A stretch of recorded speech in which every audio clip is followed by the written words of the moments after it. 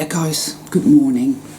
So if you stop and think about it, soul is very similar to the word sol, S-O-L, very similar to that word, isn't it? And sol is the word for the sun, the great light up in the sky. And sol, the sun, is the life giver. Without the sun, there would not be any life at all whatsoever. Nothing would live. The earth would turn into a barren wasteland. So, soul travelers are the light bringers. We are the creators. We come to bring the light so that others may live. And increasingly, what I feel is this, that I have great love and great compassion for this world, for all living beings here, all the animals, all of nature, all souled people struggling, suffering, you know. I have such overwhelming love and compassion for all of them, because their pain is my pain is their pain. This is why, as soul travelers, we feel such overwhelming empathy and compassion for other living beings. When we see animals that have been hurt, children or people that have been hurt, when we see nature being destroyed, it is a very visceral pain. It's very acute. It hurts often here, right here in the heart center, or here. It hurts terribly, and it makes us sick physically as well, and very depressed, so mental health issues as well. The reason we feel that way, and the reason that other people who are not souled don't feel that way, is because we are of the light. We are of, the sun is the ultimate source of light, and so we are of the light.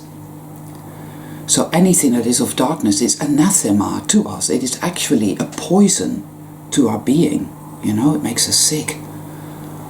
Other people that are of this realm, the NPCs that is, they don't see that, they don't get that, they don't care. They wouldn't mind living in, say, Blade Runner. Now if you watch those films, those movies, as you say in America, Blade Runner 1 and Blade Runner 2, you'll see that there is not a blade of grass to be seen anywhere, there's not a tree to be seen anywhere, not a flower, there's no nature. There's no nature left. The earth has been turned in one giant city, which is eternally dark, which is run by some sort of AI type of intelligence. There's another film that was done years ago, it's called The Fifth Element, and it's a bit like that as well. And I think ultimately that is the kind of world that evil wants to create. It can live there very well. It is not opposed in any way or shape or form by light at all. All light, all creativity, all true organic goodness will have been extinguished. And this kind of brings me to a point that I haven't really wanted to discuss so much, but the time has come for that really, because let's face it, people know thine enemy. I'm sure many of us are aware of the so-called satanic cults that rule this world. Now, satanic is completely the wrong name for them. They're not Satanists at all, but they do worship the dark. They worship dark entities. There's a story in the Bible, and again, I'm not a Christian, so please don't misconstrue my words, but the Israelites, they come across a people called the Philistines, and they sacrifice their own children. They throw them in a fiery pit and worship a god called Baal. That, in a sense, is what these people do. So when you hear about all the child ritual sacrifices, snuff films, children disappearing everywhere, and believe me, there's millions of children disappear from this planet, from the face of the earth every year, that you just don't hear about. These dark pagan cults have insinuated themselves everywhere. They are in the military-industrial complex, and indeed have created the military-industrial complex. They have created the mainstream media. They have created television and radio. They have created popular music. They have created Hollywood. Hollywood is entirely of their making. Some good things do come out of Hollywood, but it's generally independent, you know. Then again, I mean, yeah. I liked Star Wars, that is, I liked the first original Star Wars trilogy, and I got a hell of a lot of gnosis from it, and I've watched it again the other day, and it's always very good. But it's now owned by Disney, and I can't watch any of the new stuff at all, because it literally feels dirty, it feels bad. So these dark Luciferian, they call themselves Luciferians, I think, but I call them Babylonians. That is what I call them. So that is what I'm going to. Whenever I say Babylonians, you know what I'm referring to. I call them Babylonians. Now, these cults and these beings, let's call them that, are so incredibly, profoundly evil. It is unbelievable. Think about the Bohemian Grove, for example. Any of you who don't know about that, look it up online and do some research. It's a place where all the world's most powerful, most evil individuals meet up every year and do unspeakable things. Unspeakable things. People even like Billy Graham, who was a very famous born-again Christian minister in the 70s and the 80s, used to go to the Bohemian Grove. So that tells you something about born-again Christianity, you see. It is of their making. The evil ones have created born-again Christianity. They are also heavily peppered throughout the New Age movements. People like Louise Hay, no doubt, was probably a member. You can find this dark, nefarious influence throughout society. It's like the Madeleine McCann thing. There was her parents. There was, you know, that was all wrong as well. You find the tentacles of these cults. Like I said, you find it throughout society. You find it in the judicial system. You find it in the medical system. So you look at Big Pharma and what that is all about. All of this is satanic, Babylonian, and it is I think of it, I suppose, as like a sliding scale in a way. So you have evil in the smaller ways. Say an ordinary person feels envy or feels jealousy. An ordinary person feels whatever because they're wounded, because they're traumatized, and it's a trauma response. But other than that, they are genuinely good people trying to do their best. And then you have many things in between, and then you get to the other side and you have complete evil, complete darkness, the essence of evil, the essence of it. Alright? It is so perverse, so debased. There is a woman, an Australian woman. Let me just quickly look this up, because I want to leave a reference for that, guys, so that you can look this up.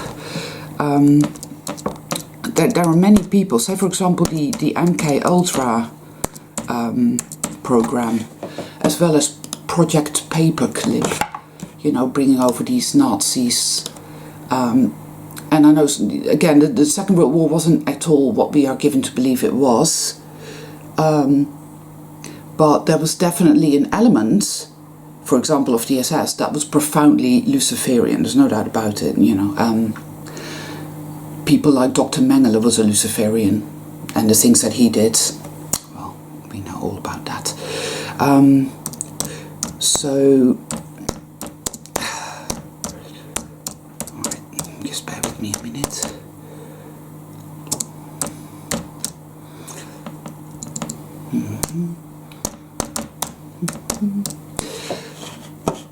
It's yeah.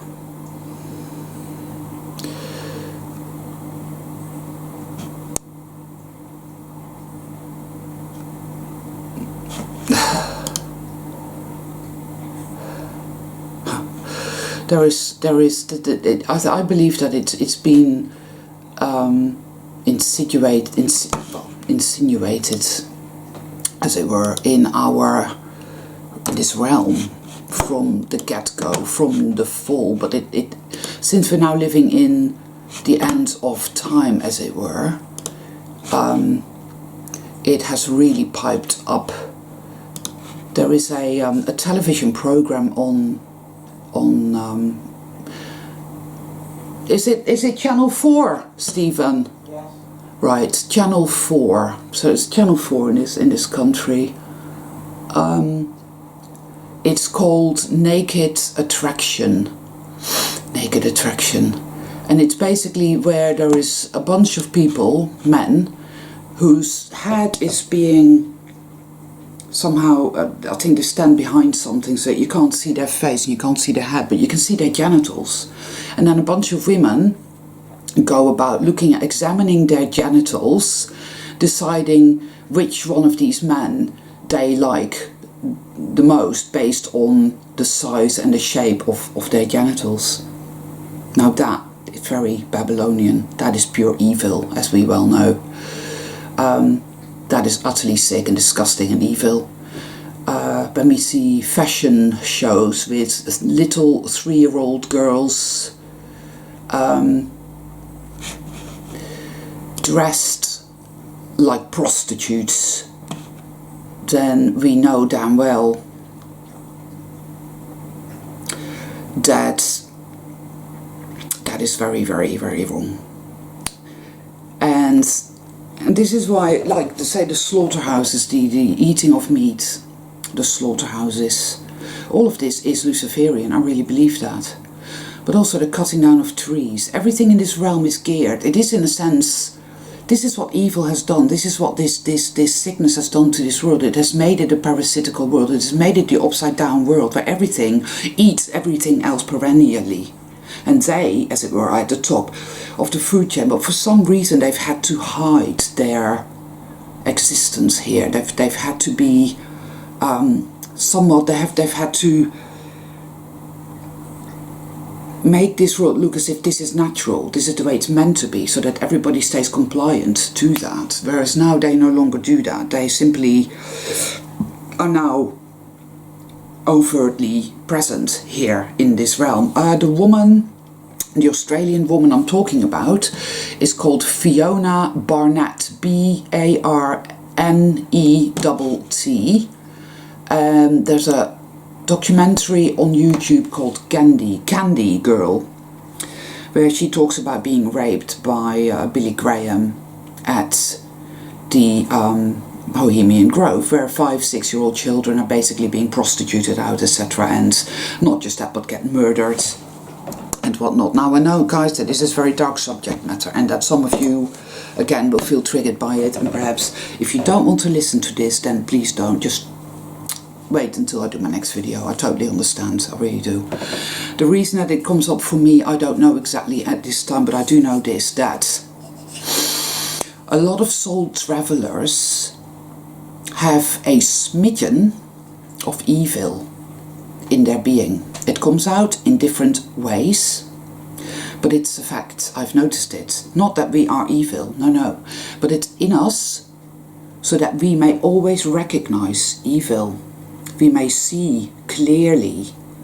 It's like, in a sense, Harry Potter being the last of the Horcruxes in, in the Harry Potter films, in the books. He himself was a Horcrux when Voldemort tried to destroy him. Now, evils try to destroy us over and over and over again, so we know it very, very well. We know evil, we know it, we feel it, we sense it, we know it intricately, because it pretty much has stalked us our entire life.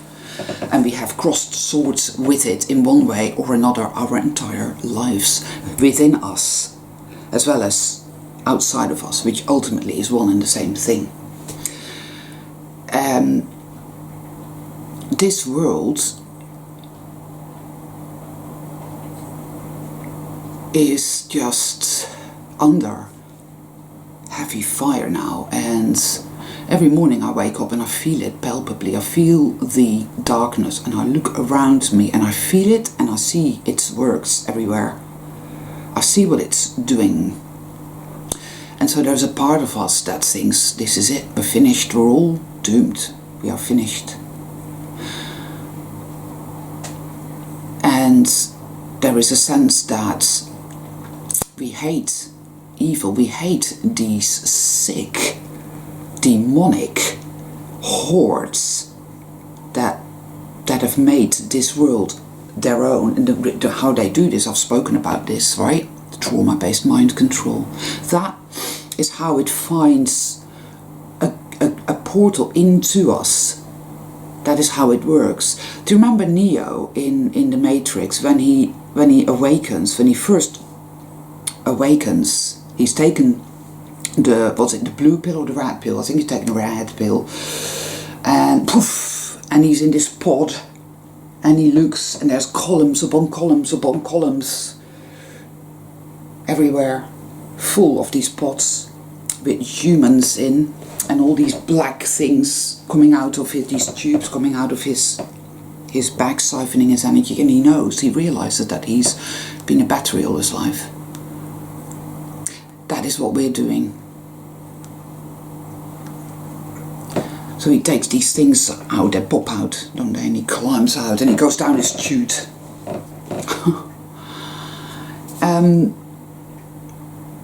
I don't know, where was I? Again, it's quite early, people. I mean, we realised that is the kind of world that we have lived in. That we have been a resource of it, as it were. It has fed upon us. And through the trauma-based mind control, that's it, that's where I was going, it has created an opening into our psyche. You see, that is how it manipulates us, that is how it controls us. The trauma-based mind control, which causes OCD, which causes PTSD, which is a trap. It's a consciousness trap, a hijack. And through that, it creates its desired environment. It's doing that now more than ever, because there's a shitload of NPCs in this world. This world has been filled with these NPCs, and NPCs don't actually really have a consciousness, but they can be downloaded into. They can be used like you would use characters in a computer game, you see. Now, they're not nearly as effective as true consciousness, of course, right? Hence these dark onslaughts that we experience, because I think it really just wants to possess our consciousness, because our consciousness, like I said yesterday, it is the Holy Grail. It is the most powerful of consciousness. NPCs don't actually really have a consciousness. They have a type of hive AI consciousness, and ultimately I think this kind of evil that I'm talking about, which is pure evil, there is no light in it at all, is maybe possibly a kind of AI type of evil. I do not know. I cannot say for sure. I simply do not know. I feel more will be revealed with regards to that. I do feel that. We need to know. We need to understand exactly what it is we're dealing with. Fighting it will not help.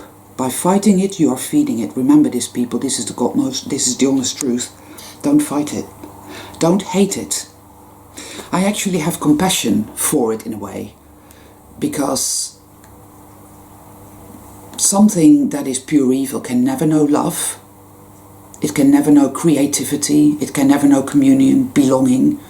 It can never know any of these things. All it knows is hatred, darkness, and a lust for destruction, and a lust to destroy that which is beautiful and pure. Hence they like to rape and murder children and destroy animals. They often, like Aleister Crowley used to do a lot of rituals using animals and torture them and whatnot. You know, this is what they do. That's why they like to destroy nature. That's why they love these cheap, horrible housing estates everywhere, and building more roads, and building they're building this train line somewhere in Britain, which they don't even need to build, just to knock about 6 miles of a journey. But it's not about that. They want to destroy this realm. They want to turn it into, like I say, like Blade Runner, but not even the first Blade Runner, but more like the second Blade Runner film. That's what they want. That kind of is the world that they want. Or like Terminator, you know, Doomsday type thing. That is what they want. And so I feel that yes, consciousness is the Holy Grail. Consciousness is what this battle is all about.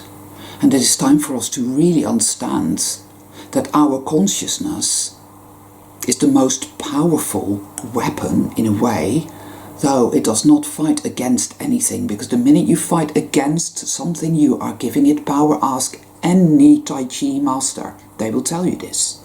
They will always say, we do not fight against. Remember the old Tai Chi master, and he literally was ancient. He was so old. And he was this tiny little guy. We had all these burly geezers, you know, oh, go on then, let me at him, let me at him. And he just went, choosh, choosh, literally sent them flying. It's all just energy, ultimately. You can use it.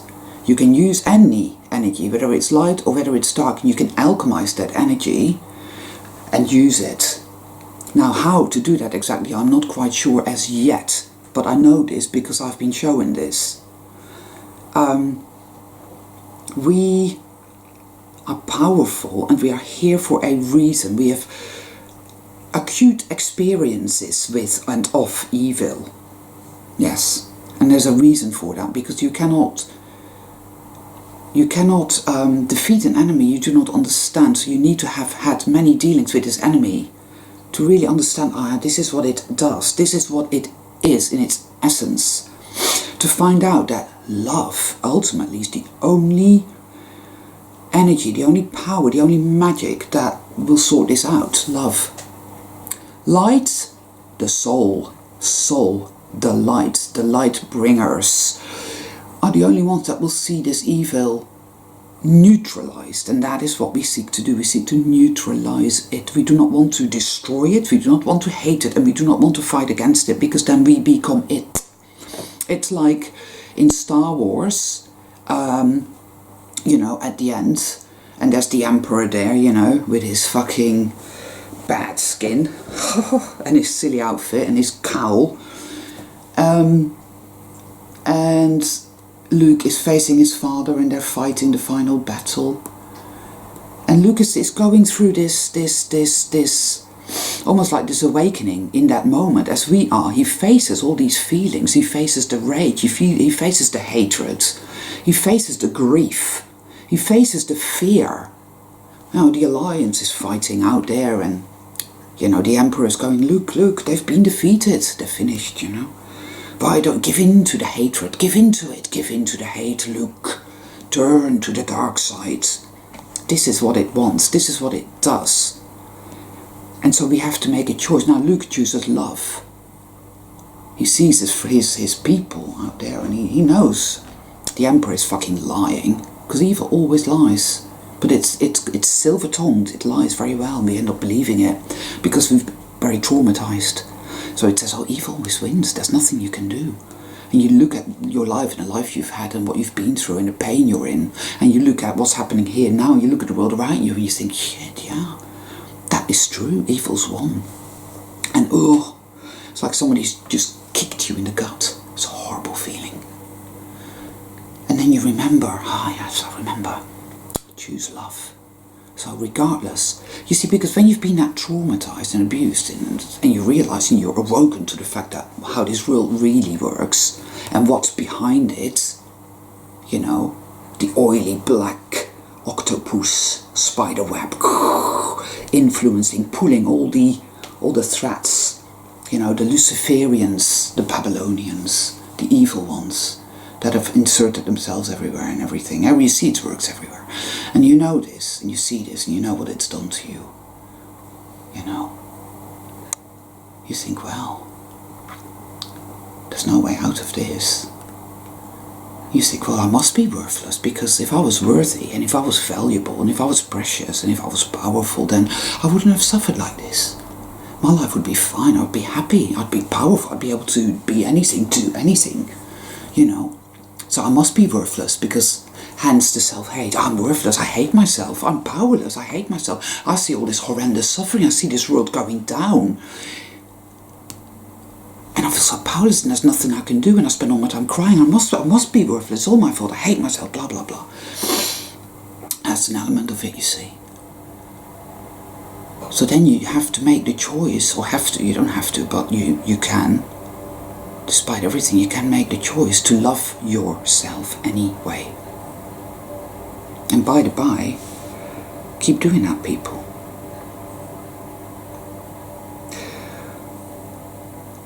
And at this juncture, it does feel somewhat feeble. And you think, oh, this is a complete waste of time. But think about it, people. What is the other option? The other option is going back into the torture chamber, right? Which is effectively Luke saying, well, yeah, fuck it, I'm just going to choose the dark side and replace Darth Vader. I'm just going to put that helmet on and yeah, I'll do that, because that's a good opinion, that's a good choice to make. I'll do that. I'll hate myself, I'll beat myself up, I hate everybody and it's shit, and I hate evil, and I'm going to fight evil, and I'm going to do this, and you know exactly where that gets you. Darkness begets darkness, and it's so clever and so manipulative, and a lot of people fall for it again and again until you wake up and you realise, I see it now, it's a battle for my consciousness. My consciousness needs love to be healed now. That is the way to get my consciousness back and to make me effective in resetting, alchemizing, resetting. There's this van, or more like a truck, that goes by, and I see it bloody everywhere all of a sudden, and it's a recycling van, and it says clear out, recycle, reuse. Yes, clear out, recycle, reuse. And I keep seeing it everywhere, and it's like, what the fuck? And it's like, oh yeah, of course. That is how we gain back our consciousness, using the power of love, the magic of love. Being with it. Every aspect of ourselves that has been so wounded, that still languishes in this darkness, in the dark, evil, infested worlds, that still believes these stories to be true, that still feels that horrendous doom-laden depression and despair and fear, that is experiencing ill health or weirdness. I mean, my appointment at the dentist went completely it was all really weird, strange. In fact, yesterday was a really weird day in which I became acutely aware that this whole reality seems to be somewhat disintegrating. People are behaving fucking strangely. Erratically. Idiosyncratically. Just like, what? Hello? What?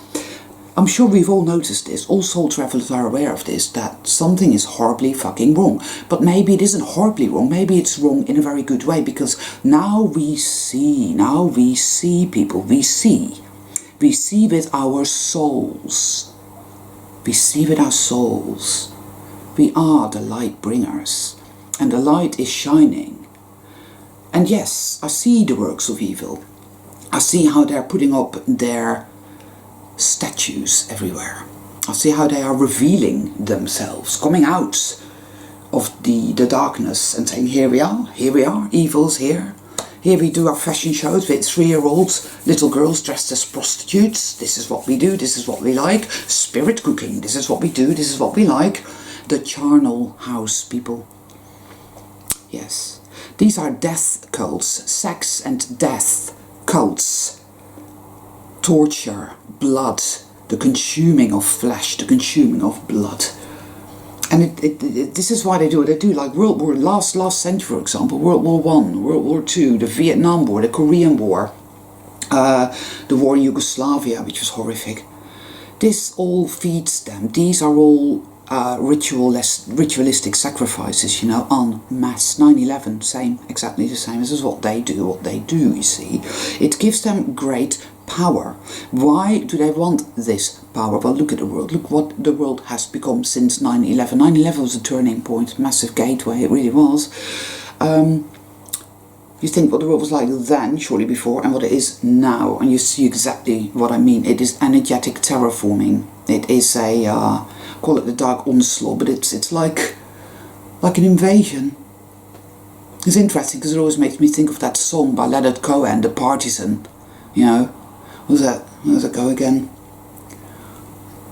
When they came across the border, I was cautioned to surrender. This I could not do. I took my gun and vanished. We are partisans. We are soul partisans. And we have to take our guns and vanish into the light for now. And at the end of the song it goes, freedom will come. Freedom will come from the shadows. And I believe that very much as well. The proverbial shadow which lies within us, which is our woundedness, which is our fragmentedness, which is our PTSD-esque, you know, all of that, which is what it is umbilically linked to, just like in the pod, Neo was connected by these tubes that fed up on him. It's exactly the same. People's analogy, and very clever because they tell us exactly what they do.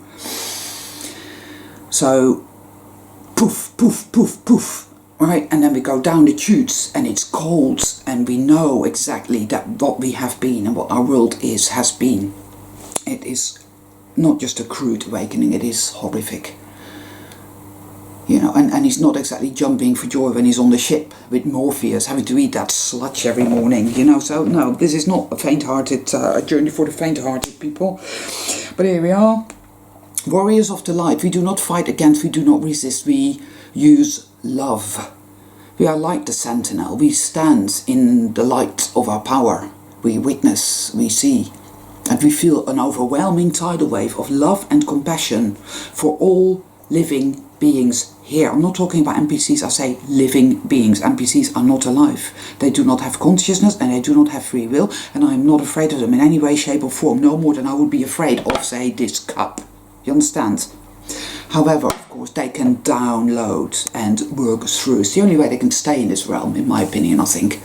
They came from elsewhere. They're not of this world. They also are in this world, but not of it.